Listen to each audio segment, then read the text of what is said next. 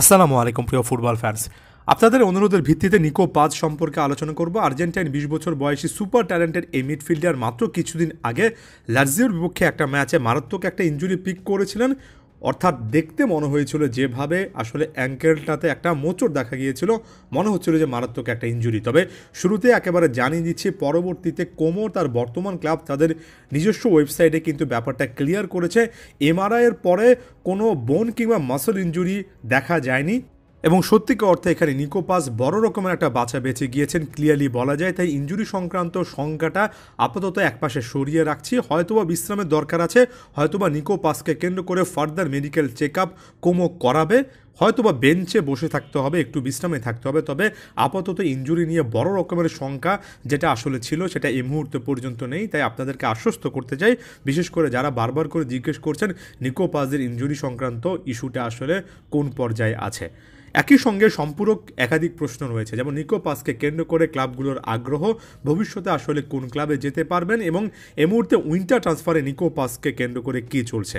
দেখুন, প্রথমত উইন্টার ট্রান্সফারটা আসলে সব ক্লাবের জন্য সবচেয়ে ইম্পর্টেন্ট ট্রান্সফার হয় না, বরঞ্চ কোনো একজন প্লেয়ারের সঙ্গে যোগাযোগ স্থাপন করা এবং পরবর্তীতে তাকে পরবর্তী ট্রান্সফার উইন্ডো বা যেটাকে সামার ট্রান্সফার উইন্ডো বলা চলে, একটা সিজন শুরু হওয়ার আগে যেটাকে মেইন ট্রান্সফার উইন্ডো হিসেবে অনেকগুলো ক্লাব আসলেই চিন্তা করে, সেখানে তাকে দলে আনার জন্য কনভিন্স করাটাই যে কোনো একটা ক্লাবের মূল লক্ষ্য থাকে এবং নিকো পাজের ক্ষেত্রে এই মুহূর্তে সেই জিনিসটাই চলছে।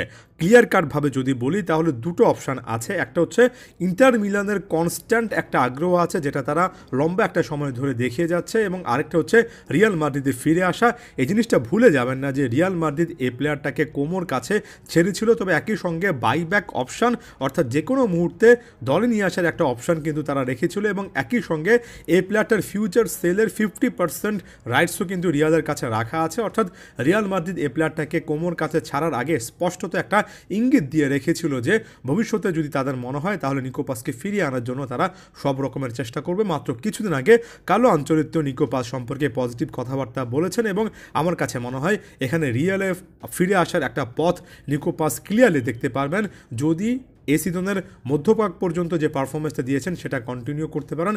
এক কথায় তার পজিশনে তার রোলটাতে দুর্দান্ত একটার পর একটা পারফরমেন্স আমরা এই নিকো পাজের কাছ থেকে দেখেছি। এখন ইন্টার মিলান প্রসঙ্গে চলে আসে।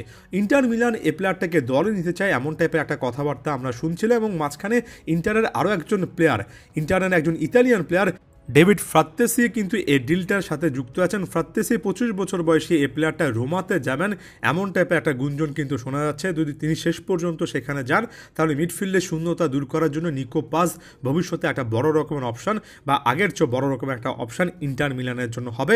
তবে এখন পর্যন্ত ইতালিয়ান মিডিয়াগুলোর রিপোর্টটা সাজেস্ট করছে এই উইন্টারে হয়তো বা ট্রান্সফারটা হবে না, ইন্টার মিলান সামার ট্রান্সফারে এই প্লেয়ারটাকে দলে ভেজানোর জন্য একটা লক্ষ্যমাত্রা নিয়ে আসবে, এবং শুরুতে সেখানে রিয়াল মাদ্রিদে যদি ইন্টারেস্ট থাকে বড় রকমের একটা বাধা সেখানে তারা আসলে পেতে পারে। স্বাভাবিকভাবে যেহেতু নিকো পাজ রিয়াল মাদ্রিদের কাস্তিয়া বা রিয়াল মাদ্রিদের একাডেমি থেকে উঠে এসেছেন, যেহেতু 50% বা বাই আউট একটা ক্লজ রিয়াল মাদ্রিদের কাছে আছে, রিয়ালে যাওয়ার পথটাই তার জন্য ইজি হবে। তবে রিয়াল মাদ্রিদ যদি পরবর্তী সময় তাদের সিদ্ধান্ত থেকে দূরে সরে আসে সেক্ষেত্রে অবশ্যই নিকো পাজ টু ইন্টার মিলান এই রেসটা বা অন্য কোনো ক্লাবে তখন যদি আগ্রহ থাকে তাহলে সেই টাইপের টপিকগুলো অনেক বেশি করে হাইলাইটেড হবে।